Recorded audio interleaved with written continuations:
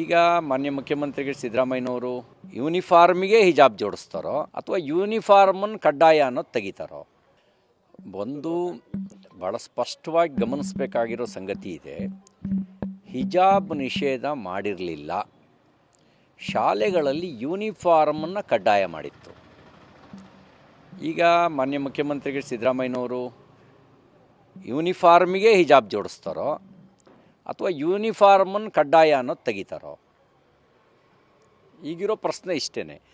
ಸಾರ್ವಜನಿಕ ಸ್ಥಳಗಳಲ್ಲಿ ಹಿಜಾಬ್ ನಿಷೇಧ ಆಗಿರಲಿಲ್ಲ, ಕೇವಲ ಶಾಲೆಗಳಲ್ಲಿ ಕಾಲೇಜುಗಳಲ್ಲಿ 1964 ಎಜುಕೇಷನ್ ಆ್ಯಕ್ಟ್ ಮತ್ತು ರೂಲ್ಸ್ ಪ್ರಕಾರ ಯೂನಿಫಾರ್ಮ್ ಕಡ್ಡಾಯ.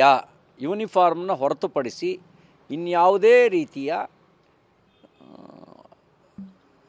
ವಸ್ತ್ರ ಸಂಹಿತೆ ಅಲ್ಲಿಲ್ಲ. ಅಲ್ಲಿ ಕೇವಲ ಯೂನಿಫಾರ್ಮ್ ಮಾತ್ರ ಹಾಕಬೇಕು. ಆಯಾ ಕಾಲೇಜಿನ ಆಡಳಿತ ಮಂಡಳಿ, ಕಾಲೇಜುಗಳು ನಿರ್ಣಯಪಡಿಸುವಂತೆ, ಶಾಲೆಗಳು ನಿರ್ಣಯಪಡಿಸುವಂಥ. ನಿಮ್ಮ ಉಬ್ಬಿದ ರಕ್ತನಾಳಗಳ ಸಮಸ್ಯೆಗೆ ಎವಿಸ್ ಆಸ್ಪತ್ರೆಯಲ್ಲಿ ಕೇವಲ 30 ನಿಮಿಷದ ಲೇಸರ್ ಚಿಕಿತ್ಸೆಯೊಂದಿಗೆ ಮುಕ್ತಿ ಹೊಂದಬಹುದು. ಹೆಚ್ಚಿನ ವಿವರಗಳಿಗಾಗಿ ಸಂಪರ್ಕಿಸಿ 8088837300. ಸಮವಸ್ತ್ರ ಸಂಹಿತೆಯನ್ನು ಮಾತ್ರ ಪಾಲಿಸಬೇಕು ಅಂತ ನಿಯಮ ಇತ್ತು. ನಾನು ಮುಖ್ಯಮಂತ್ರಿಗಳಿಗೆ ತಮ್ಮ ಮೂಲಕ ಪ್ರಶ್ನೆ ಕೇಳಲಿಕ್ಕೆ ಬಯಸೋದು, ನೀವೇನು ಎಲ್ಲರಿಗೂ ಎಲ್ಲ ಯೂನಿಫಾರ್ಮಿಗೂ ಹಿಜಾಬನ್ನು ಕಡ್ಡಾಯ ಮಾಡಲಿಕ್ಕೆ ಹೊಟ್ಟಿದ್ದೀರೋ ಅಥವಾ ಯೂನಿಫಾರ್ಮೇ ಬೇಡ ಅವರಿಷ್ಟ ಬಂದಂತೆ ಅಂತ ಮಾಡೋಕ್ಕೆ ಹೊಟ್ಟಿದ್ದೀರೋ, ಅದನ್ನು ಸ್ಪಷ್ಟಪಡಿಸಿ.